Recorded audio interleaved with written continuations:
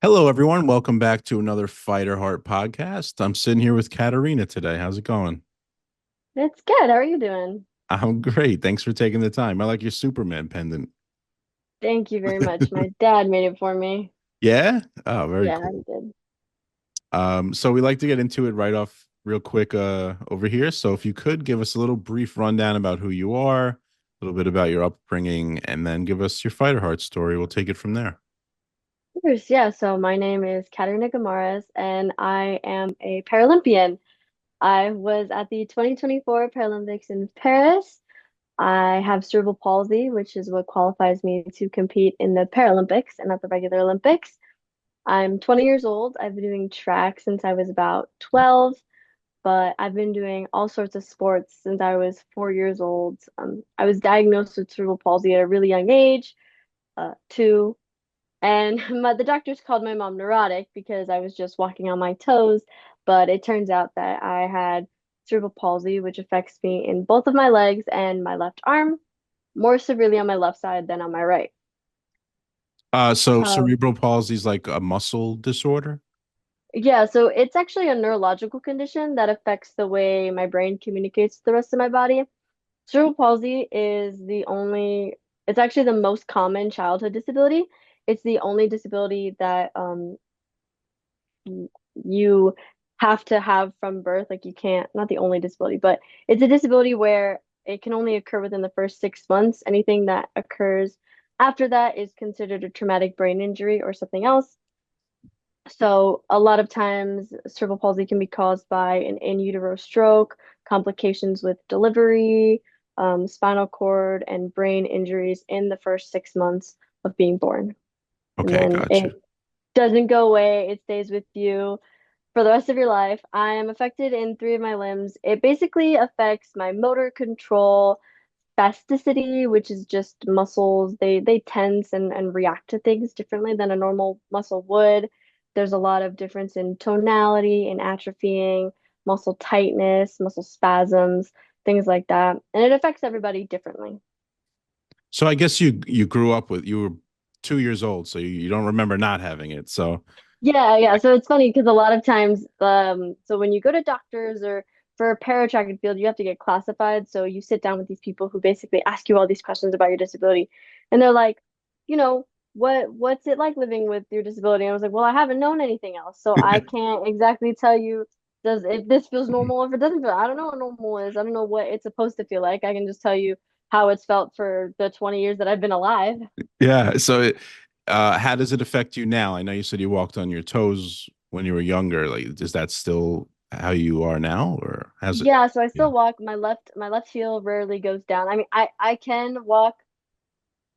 I It's kind of like this with any neurological condition, anything involving the brain. Like if I put a lot of attention and focus into something, and that's like the one task that I have to complete, for example, walking, I can do it. But you will see me like staring at my feet, really thinking about walking normally. As soon as someone tries to ask me a question, something else happens, someone says something, or something catches me off guard, all those things go up in smoke. Poof, they don't exist anymore, and I can no longer walk. My attention's been drawn somewhere else. So, yeah, It it takes your takes a full lot concentration to have to. for sure. Yeah, it Yeah. takes walking and chewing gum to a whole new level. Got you. All right. So get us on like a little bit of a timeline. Growing up, like when did you start playing sports and stuff like that? So as soon as I was diagnosed, I was really fortunate to have the parents that I did. My mom spent a month in the hospital because her water broke at 13 weeks early. I was still born 9 weeks premature, but I would have died. So she spent all this time watching these like infomercial things about what to do with your baby when it's born. So she was constantly moving my legs after I was born, constantly doing manual physical therapy, which we didn't even know was manual physical therapy at the time. She was Yeah. already doing it. So as soon as I was old enough, she put me in my first sport, which was Taekwondo. Not something you typically put your disabled child in. Yeah. Not a parent's first choice. But Yeah. it actually, I think ended up being the best thing. Like, I don't think I would be where I am today without it. Taekwondo taught me discipline and confidence. And also, my mom picked the sport because in Taekwondo, when you're doing forms and stuff, you have to put your heels down. And that was my biggest problem as a kid was I was always on my toes and then my toes would turn purple and my nails would fall off. And it was bad. So she's like, all right, I'm putting you in a sport where you have to keep your feet planted and flat on the ground. Like you have to ground yourself. And there's a lot of things happening at once. Again, another thing that I found very challenging. So is that the main reason why she chose Taekwondo? Because you have to keep Yeah, your that was the main reason. And then like when you're four, there's not a whole lot of sports available, right? So you typically have gymnastics, taekwondo, dance, and karate, like yeah, yeah. t-ball. So Yeah. exactly. So we were lucky to find there was a taekwondo studio near us, which was why she picked it. But she didn't want me to do dance or gymnastics because in gymnastics and dance you always have to point your toes. That's the opposite And of what you wanted. exactly. Yeah. Although I would have loved to have been a gymnast. I think they're so cool, but it's okay. I was good at Taekwondo. Yeah, that's why she picked it. And then she ended up doing it alongside me too. So she got a membership and she was doing Taekwondo. And I did it for 10 years. I ended up being a second degree black belt Oh, by the time I ended. Yeah. And right along at about 6 or 7, I also started rock climbing. Now, rock climbing was for my disability specifically. It was a group called Peak Potential, and they're a non-for-profit group that helps children with disabilities like learn how to rock climb. Rock climbing is really good for CP and amputees and all that. It's really good. It's a good sport in general, but it forced me to use my left arm. It forced me to trust my left side and stuff like that. Like the instructors would have me like go back and forth on the wall sideways so I can like learn how to use um the my ligaments that didn't want to be used. Like I had to I use them. assume it takes a lot of foot strength though, like right? Toe strength. Yeah, Use your it toes a does. lot. Well, I mean, the rocks, luckily they're big enough where it's you don't have to worry about that. Like they obviously put us on like kiddie walls where it wasn't anything too complicated. Like their handholds were pretty big. So it wasn't I'm 5 feet tall. Well, I'm 5'1". My Okay, driver's yeah. license says I'm 5'1". So we're sticking with that. And so when I was like 6 or 7, I was I don't know, maybe like 70 pounds soaking wet. So I was this really small, lanky kid. And I mean, even if a handhold was like this big, it was still big for me because I was just so small. Yeah. So you were doing rock climbing. You were still doing Taekwondo, I guess, at the same time, right? You weren't Yeah, black so I was doing belt, those two Stephanie. at the Yeah. same time. Hmm. Rock climbing was only once a week, so it was fine. And then I was doing Taekwondo like 3 to 4 times a week. I then when I competed nationally actually for rock climbing twice when I was 9 and 10, I believe. I got third place my second time. I got second to last the first time. That's it. I really came back that second time. Like I need some redemption over here. I can't be losing like that again. Um, Unfortunately, the team fell apart Uh, after that. We lost some funding, and that's when I joined an adaptive track and field group called the North Jersey Navigators. Well, now they do track and field and swimming and archery and powerlifting. But when I started, I was just doing track and field, and then I ended up doing swimming too. But I'm not a very good swimmer, so. see, what didn't you play? It's probably the shorter list. What sport didn't you compete in?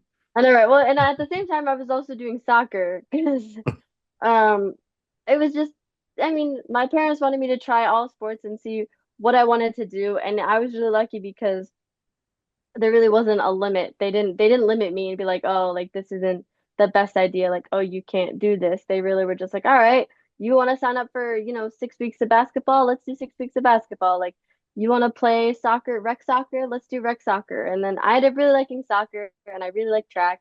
So I ended up sticking with those while doing Taekwondo.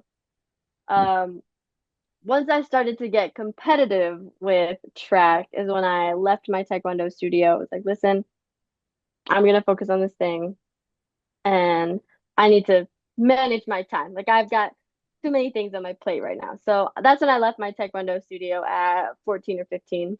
And the year after that, I believe, is when I made my first USA team. So it ended up working out. Oh, really? So when you were 16, you made Team USA?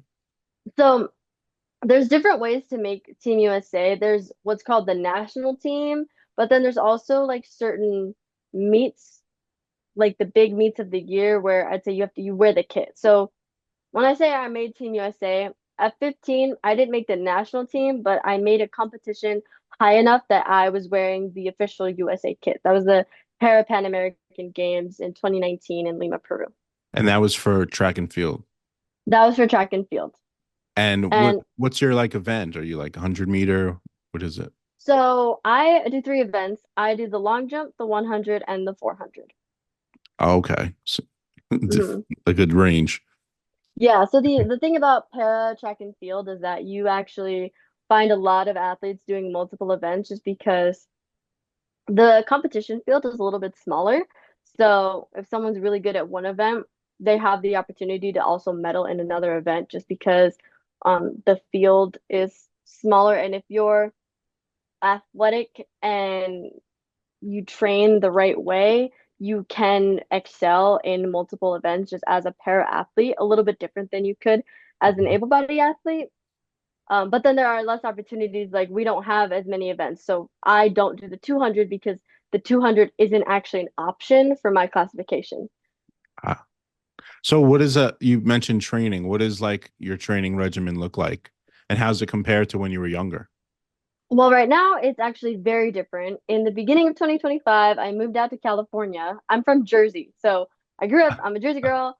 Have lived there for 18 years. I went to school in North Carolina for 2 years and then I went back to Jersey and yeah, I moved out to California to train with a competitive para track and field training group at the Chula Vista Elite Athlete Training Center, which is about 20 minutes outside of San Diego. So big change for me.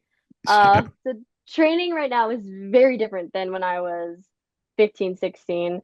When I was 15, 16, I had one coach and I didn't really lift.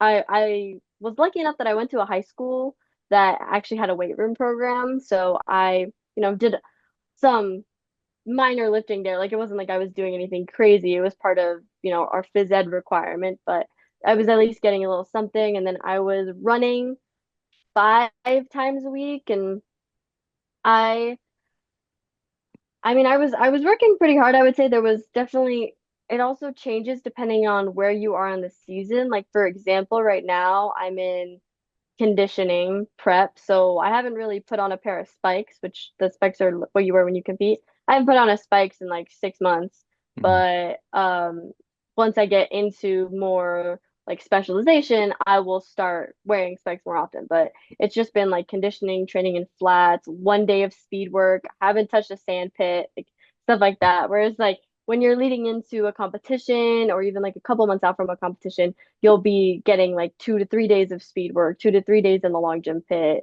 things like that. So the training is different, not only like as you develop in the sport, but even just like as the season develops. Are you waking up at like 5 a.m. and like do you have like a set regimen or it's every day is a little different? Um, Thankfully, no, because our practices don't start till 9, so there's no need to wake up at 5 a.m. Like I don't need to, which I'm very thankful for.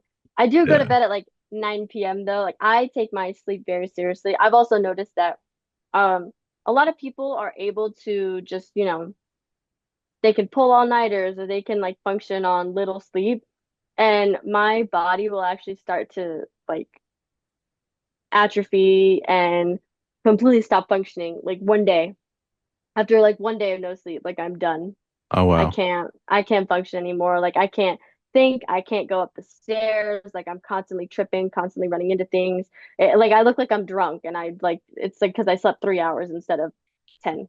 Yeah. Yeah. So It's you it's can get your not sleep. Yeah. yeah, so sleep is very important to me. So right now I go to bed at about 9 p.m. and I'll wake up about 7, so I try to get 10 hours of sleep, which is a lot, but Hey, it's if you can do necessary. it, I wish I could do it. Yeah. Yeah. In a good when I was younger, I couldn't do that obviously. Like so when I was in high school, things were much different. Now, as a national team athlete, which means like I do get paid to run track at this point in time, I have the freedom to do that. But when I was in high school, I would have to get up at 4:30 in the morning, do a track workout before school, and then try to get to the gym after school to do like a lift. Hmm. And that was like what I had to do. But that was very different. Like I wasn't on the national team yet. I had only been to one major competition. Like I wasn't where I am now. So like then, yeah, I did have to get up at 4 in the morning to go work out in the middle of November with like 5 layers on and like shoveling snow. But Yeah. luckily now I don't have to do that anymore. That's like what my brain pictures when I hear like I'm an Olympic athlete. So like I feel like you guys just wake up at 5 before the sun gets up and you're running outside and stuff. Yeah. That's Yeah, like I mean that there's a time and place for that. Like it has to happen. So no, I don't think any you'll hear any Olympian or Paralympian who hasn't had to do that at some point in their life. yeah. Yeah, yeah. All right, so let's rewind a little bit. What was it like going to your first Team USA event, like your first one where you first qualified? Oh man, I was nervous as all hell. It was I didn't even know what to do. I remember like I was just it's so funny to me now. Like there are definitely key moments that I remember like from that competition. Um I remember getting to the airport, and so what will happen is when you fly for Team USA, usually fly Delta, and you all meet at this like Delta hub, and then so you all fly together into one hub, and then you fly somewhere else. And there's a couple like flight dates, so not everyone at the same time, but I remember getting there and being like, "Oh my gosh, like I've seen you on Instagram." Like I knew who like half the team was. I was completely starstruck. I was like, "Ah, oh my God, what's happening?" Um and then when we were training, so it's really cool actually because the coach that I met while I was there is my coach now that I'm training with while I'm in California. Oh So wow. things kind of went full circle. It was my first time working with him, and I was like, wow, this is so cool. Like I get an actual long jump coach, and I'm like training with these other people, and because I had been always training on my own. Um, so it was so nice to be able to like train with other people, and like I was making friends and I had roommates, and like we'd go to breakfast and lunch and dinner together. And then when it came time for the competition, I remember being so nervous. Yeah. I mean, who wouldn't be, right? It's just like it Yeah. was also my competition was at night. So I was like I just told you I go to bed at 9 p.m., right? So anytime there's a competition at night, I'm like, "Oh my God, what's happening?" Like you can't You got to this sleep is not all day. pretty much like sleeping until like practically noon just to make sure that I'm good. And I remember like testing out, I like to glam up a little bit for competitions, but at the time I hadn't started doing that yet. So I remember just like trying to get ready, trying to make sure that my hair was like somewhat presentable. And I mean, I was 15, so like I had like acne all over. Like I was just an awkward teenager, okay? So it was not my most glamorous moment, but my first event was the 400 meter, which at the time wasn't my strongest event. So at the time, my strongest event was the 100 meters. So the 400, I was doing it because I was like, listen, I qualified in it. I might as well just see what it's like to compete at this level with these people. So I was in lane 9, and if you know anything about track, you know that anything that is 100 through 400 meters, what they do is they start you where the fastest people are in lanes 3, 4, and 5, depending on how many people are in the race, and then it slowly trickles out. So I was in lane 9. I was the slowest person seated. I had the slowest qualifying time. I wasn't supposed to do anything. I was just supposed to sit there, run, and like wave at the fans. Like that was what my job was supposed to be when I got there. So I was super That's nervous. kind of I'm good though, getting because that's kind of good though, because there's no pressure really, yeah, because for it's sure. like everyone's expecting you not to really do well. So it's like, Yeah, like they're yeah, like, oh, I just went out there to have fun. And as I've gotten older and, I've gotten better and those expectations have been placed, I've actually had to sit back and be like, yo, no expectations. Like just come out here and have fun because that's when you do your best, is when you're having fun and you're enjoying the moment and not yeah, expecting all these crazy things out of yourself. But yeah, so I was doing that without even knowing my first meet. And also, the 400, no one ever preps you there's no way to prep for a 400. Like, it's always gonna suck. 400 meters, just one lap around the track. It hurts every time. No matter how fit you are, no matter how fast you run. Like, the only thing that's different is you go a little bit faster, but it still sucks, like, the whole time. yeah, Like, okay, the whole time. yeah. So, my PR at the time, so my best had been a minute and 19 seconds. And the gun goes off. I'm in lane 9, so I'm ahead of everybody else just because of the stagger. And I remember going. We're about 50 meters in, and I can hear them behind me. I can hear their footsteps. I'm like, ah, shit. But I had a race plan, so I was like, all right, just coast. Like, come on, you got this, you got this. As I'm coming up to the second turn, I'm starting to see them pass me. First place is passing me, third place is passing me, like whatever. Okay, we're halfway to the turn, and I'm sitting in last. And I hate to lose, okay? I hate it with every fiber of my being. I have a little brother who likes to one up me all the time, and then I'll just like one up. I hate to lose. It's like in my blood. I don't know what it is, but there's something about losing that just like it aggravates me. It fills me with this fire. I can't. I remember seeing everybody, and I remember going, ah, hell no. So I start with 130 meters left in the race. I'm in last. I just start sprinting. Like I was already running fast, but I was like, no. I was moving my arms, I was moving my legs as fast as I could, fast as I could. I'm going. I'm hearing the crowd. I'm hearing the crowd. All of a sudden, I passed seventh place. And then I passed sixth place. And then I can see the third place girl in front of me. And I was like, all right. And she was in lane one, and I was in lane nine. I was like, I got this. So I start going. I am walking her down the track. And in the last second, I got third by 0.03 of a Oh, second, you medaled. which is like this much. And I Yeah. got third place in my first event at my first Parapan American Games. Oh my God. So you got the bronze. I did. I came away from that competition with two bronze medals, one in the 400 and one in the long jump. Were you higher ranked in the long jump going into it? Or were Yeah, you I was higher ranked in the long jump going into it. yeah, Yes. that like you were better at that? Mhm. How far what's like a I don't even know how far a long jump is. Like how far what's a good long jump? So, the thing, it depends on the classification. Like, so for me, anywhere close to 5 meters or above is really good. Right now, I'm sitting at like 480. At the time, I was jumping about 4 meters, and that was enough to get me a medal. So Let's it's like see, for 15 able, feet, right? yeah, it's Five like meters? just over 16 feet. Oh my God. And how far is Yeah, the head? How far do you get to run from? Like you got a head start, right? Like you get to get a running start. yeah. Yeah. Everybody has a different, everybody has a different mark. I think the hardest part of the long jump is the fact that you're running full speed and you have to hit like an 8-inch piece of plastic. And if you're anywhere over that piece of plastic, the jump doesn't count. Oh, it's like a false start. Yeah, it doesn't. They don't mark it. It's a foul. Oh. But they only measure from the tip of that plastic. So you have to get as close to it as possible without passing the mark. Because if you pass it, done, kaput, it doesn't count. But if you're like 2 feet behind it, now your jump is minus 2 feet because they're marking from the edge of that board. Yeah, so it's like a mental, that's the mental part of it. That's like Hmm. how many do you foul a lot or no? You like make a point It not depends on to? the day. Yeah. Sometimes you just get kind of unlucky. Like you can't get into your rhythm or it's like super windy and stuff like that, and that will affect it. Um, I try to be as consistent as possible.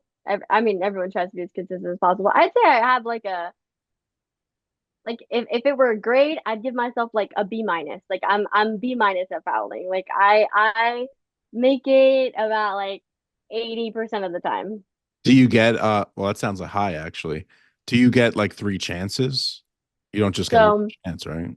at big level meets, what'll happen is you'll get three chances, and then the top nine will get three more chances. Oh, okay. You So you get get three chances to make it into the top nine, and then you get three more chances to make it into the top. you ever foul all three? I have fouled all three before. Ah, I have. ah. It is stress. I've also fouled the first two and then had to just, see what was gonna happen. Yeah, the long jump can be stressful. I'd say it's like so the thing about the long jump that makes it stressful is that you get 6 attempts, but there's so much waiting time and all this other stuff. Whereas like in the track events, like you just get one shot and then you go. But at the same time, you only get one shot. So if you Yeah. mess up that one shot, that's it. In the long jump, you have like two more chances, but it's still like stressful. When you're racing like 400 whatever 100 meter, what if you like leave early, are you just out of the race? What do you mean? Like when they say ready, set, go or whatever, like they shoot. Oh, Like, if you go early, do they just like kick you out? Like you're done, you lost. yeah, so that's a false start. So that's another that's similar to like the long jump board where you want to leave as fast as possible from that block. But if you leave even 0.00001 second before the gun goes off, you're done, you're out. Wow. However, they do now, what's lucky about now is that they have like technology so they can see sometimes they'll put pressure plates on the back of the blocks, which are the things that you'll see sprinters will start out of. So they'll like set their feet into the blocks Yeah. and they have pressure sensors on those things now and they have like, VAR and stuff like that that will be able to sense if someone was just twitching or if someone was moving. And depending on how it went, you can protest it and then you can run under protest. Oh, and they'll like review Doesn't it. happen very often. Yeah, so they'll like review it and then you'll run. Typically you'll have to run the race by yourself. You won't see that happening in a final. In a final, if you foul or if you fall start, like you're out. But if it's a prelim or something, you might see someone protest it and then they'll like run by themselves later. Luckily, so in the Paralympics, there are certain disability classes where if we false start, like for example, I mentioned spasticity with cerebral palsy and spasms. One of the things that can happen is when I'm very anxious or nervous, my legs will start shaking without my permission. Like they'll just start shaking and I can't control it or do anything about it. If that happened and I was competing in the Olympics or whatever, I'd be out. Like it'd be whatever. But because I'm in the Paralympics, they recognize that the shaking is something that I cannot control and it's part of my disability. So I get the opportunity to start. I get like a second opportunity if But that were to happen. they won't start the race over, so you have to just go, right? So they will. So if someone Oh. false starts, they will like shoot the gun two or three more times Oh, okay. And then to you just go signal that again. everybody has to stop and like come back. I gotcha. Okay. hmm All right, where were we? All right, so you had that, so you got two bronze which is insane. When was your next event? I guess it's every 2 years, right? Yeah, so it changes. It depends on the competition. The way that the quad cycle works is that every 4 years you have the Olympics, and Yeah. then every 4 years you have the Pan American Games. Pan American Games only happen the year before the Olympics. So it's like 2023, 2019, 2011. Like it's every year before the Olympics. The World Championships will happen every 2 years. So there's always an off year in the quad. For example, this year we have the World Championships. So in 2019, there was the Pan American Games, and then we also had a World Championships, which I did not qualify for. Mm, So that was a stinger. It kind of sucked. It was yeah. like I was on a roll, and I was like, damn, didn't make this team. Oh well. So 2019, and then COVID hit. It was 2020. Everything shut down. We're like, what are we supposed to do now? Let's see. In 2021 was the Tokyo Olympics and Paralympics. I was doing really good that year.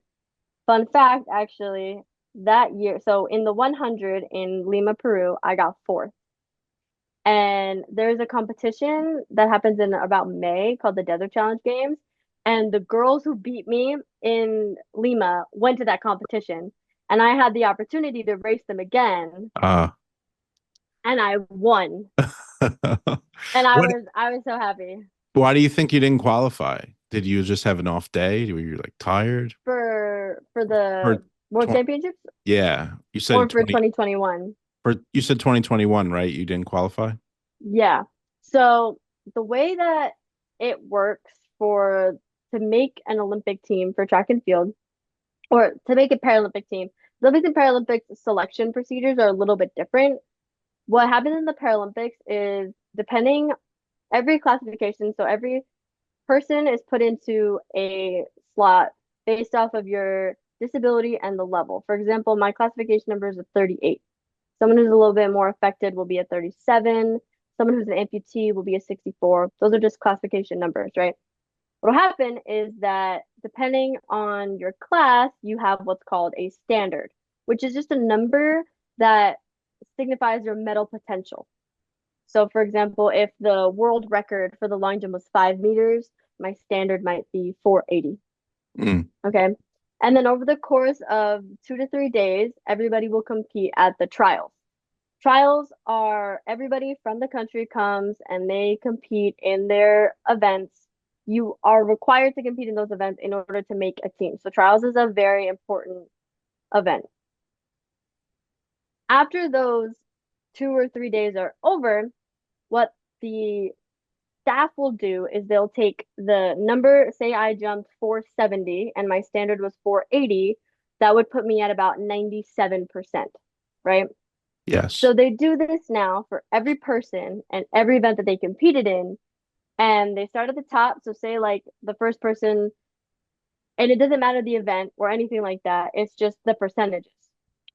So Okay. say it's person number one is at like 105, and then it's 103, and then like 98. Like they just go down the list.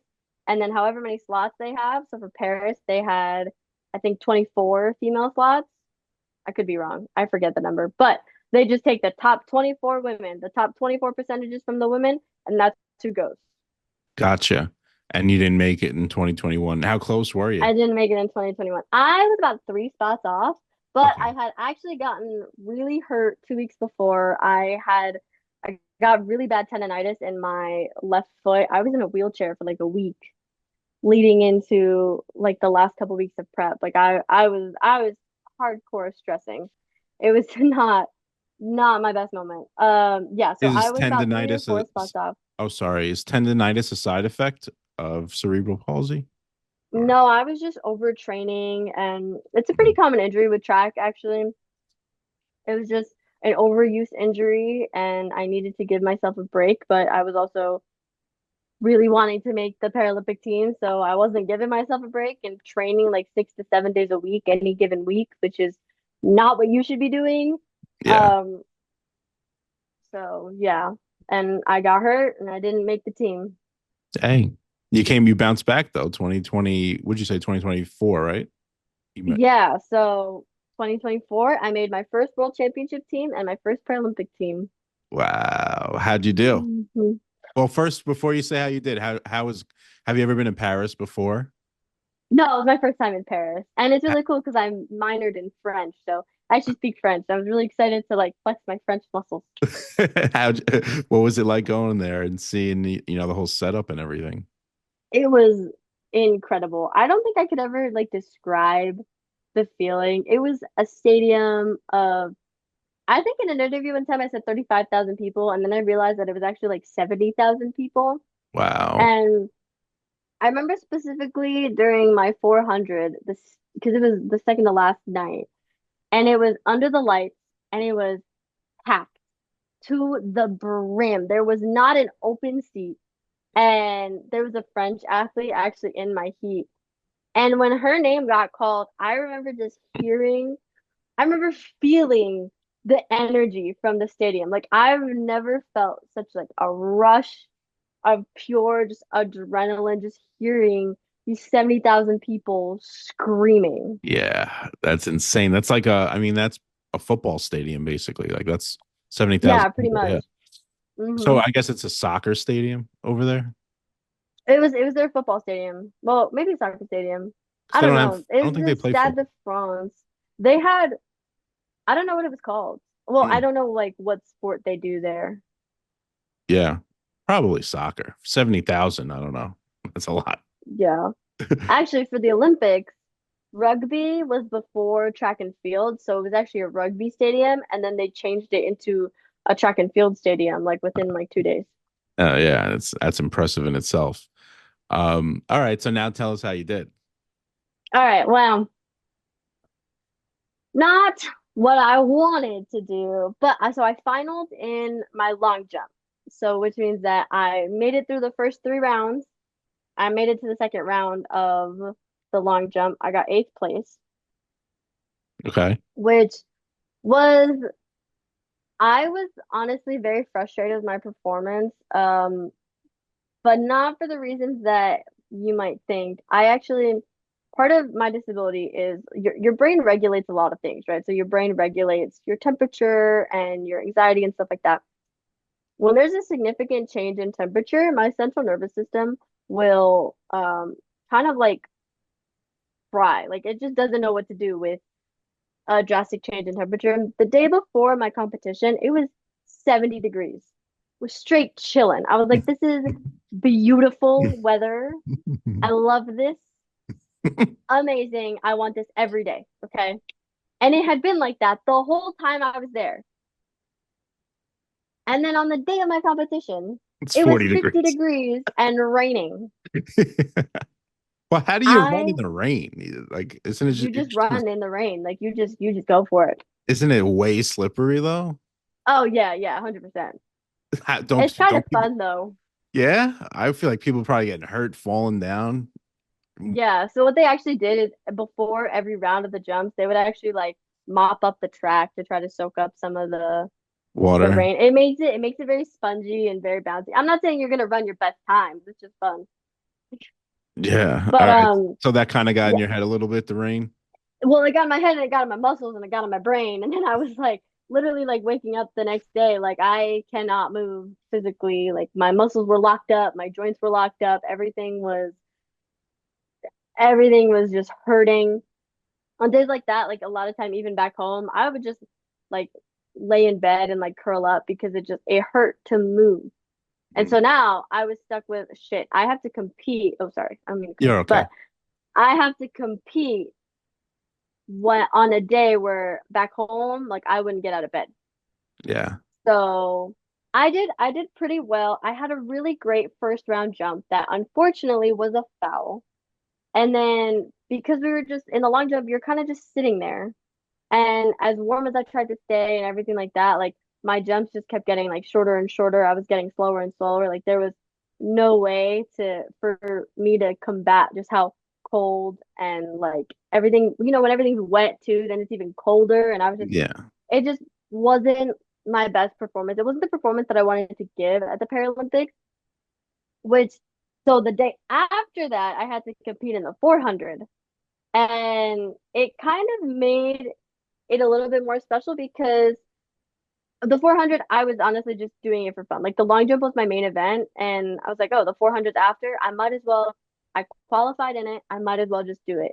And I was really able to just go in there and soak up the experience instead of focusing on winning. Like for the long jump, I was so like dead focused on like I have to win, I have to win, I have to win, like I have to jump this, like all this other stuff. Whereas like for the 400, because I knew that my body was still hurting from the day before. Like it was really not going my way. I was like, all right, Kat, you're at the Paralympics. Like who else gets this opportunity like that of that's not on this team? Like when else are you gonna get the opportunity to stand in the Stade de France in front of 70,000 other people and for people to watch you run for a minute and 7 seconds? Like that, you're never gonna get that opportunity again. So I was able to really just like sit there and soak it in because even though I knew that the probability of me winning, I wanted to win. Like I told you, I hate losing, but I knew that I had to take the experience for what it was and let that be like the moment instead of focusing on the loss And that I that's was. what you said before. Like that's when you do your best, when you're not Yeah, like I gotta win, I gotta win, I gotta win. So exactly. take your own advice on that one. So I how'd you know, do in the right? 400 then? I did pretty well. I came within 1 second of my PR. I think I got like 10.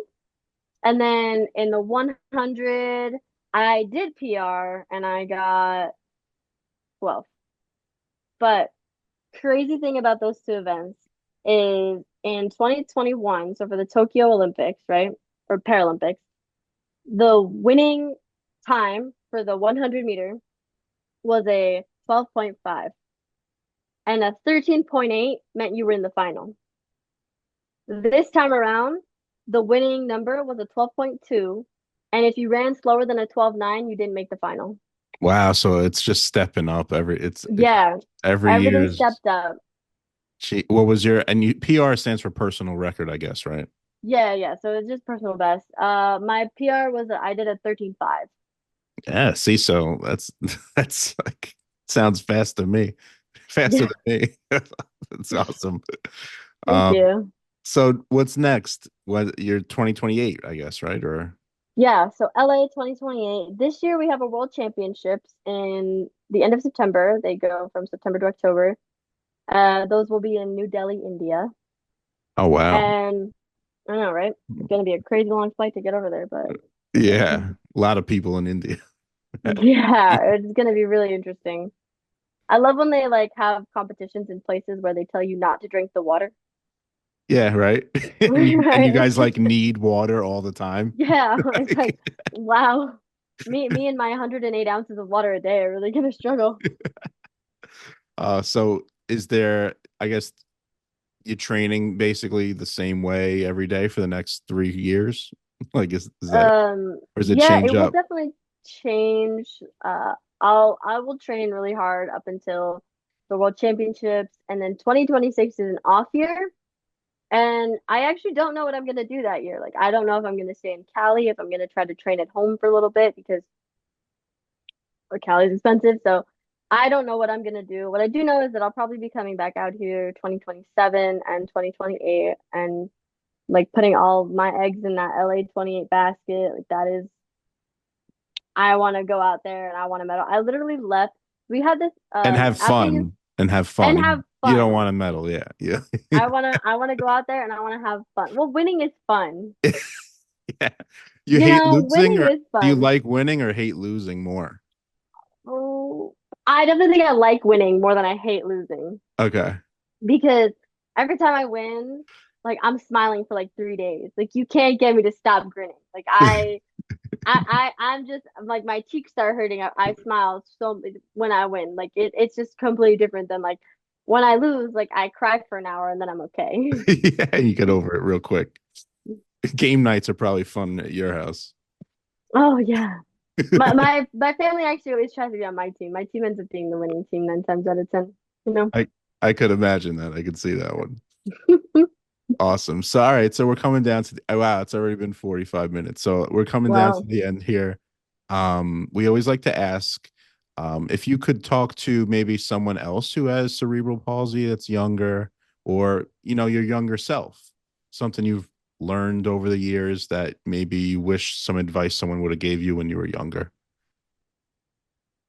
Yeah, that's such a good that question gives me chills too because I think about that a lot about what I would say to my younger self or younger girls with CP and um the thing that I would say is it's okay to be different and stand out and not keep up with other people and things are going to be challenging, but life is meant to be challenging. So what you just got to do is keep trying, keep putting one foot in front of the other, and little by little, step by step, things are going to work out your way. It may not seem like it right away, and it may seem like you have a mountain to climb, but if you just keep going step by step, eventually you're going to get to the top and eventually you're going to get to where you want to be. Awesome, awesome. And have fun. That's another one. And have fun while you're doing. Have fun while doing everything. If you do something with a smile on your face, like, You yes, won. you Yeah. won. Exactly. Awesome. Thank you so much, Katerina. Thanks for taking the time. Thank you. Yeah. Everyone else, thanks for listening to another Fighter Heart podcast. We'll see you again next week.